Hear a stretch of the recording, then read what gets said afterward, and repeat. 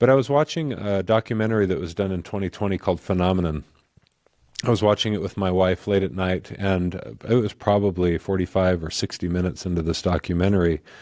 We had air traffic controllers talking about a phenomenon that they occasionally see at their airfields. It's not common, it's rather rare, of these balls of light that seem to zip around the flight lines and be able to defy the known laws of physics incredibly fast. And they were like big orbs of light, orange or yellowish in color.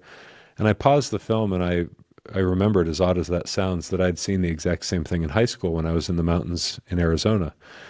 And I told my wife, I said, I've seen this. I know exactly what they're talking about. And she said, no, you haven't. I said, no, I really have. And she says, we've been married for 10 years. You've never mentioned this once. And it's true. I hadn't mentioned it because it was one of those things I'd never understood.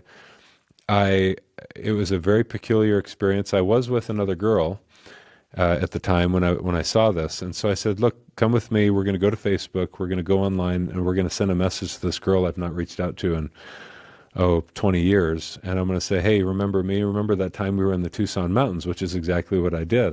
I said, do you remember that thing we saw? And I didn't say anything else. And she responded back immediately. And I was like, hey, be careful. My wife's here with me. I don't want you to embarrass me. And she said, yeah, that big freaking ball of light UFO thing that we saw. And my wife was surprised that, in fact, it was just as that documentary Phenomenon had depicted it. And what I shared with my wife thereafter, and had always been puzzled about, was that this ball of light that we saw descending down over our head got close enough for me to look at it and into it, and it seemed to be buzzing with life, but it wasn't man-made.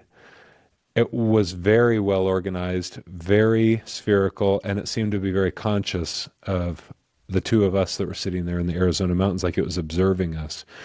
And it was a distinct impression that I had, that I was being watched, observed, that there was a level of interest from the orb to us, and it frightened us. And so we got up and we ran to the car and we ran away, and that thing zipped up and disappeared in the sky.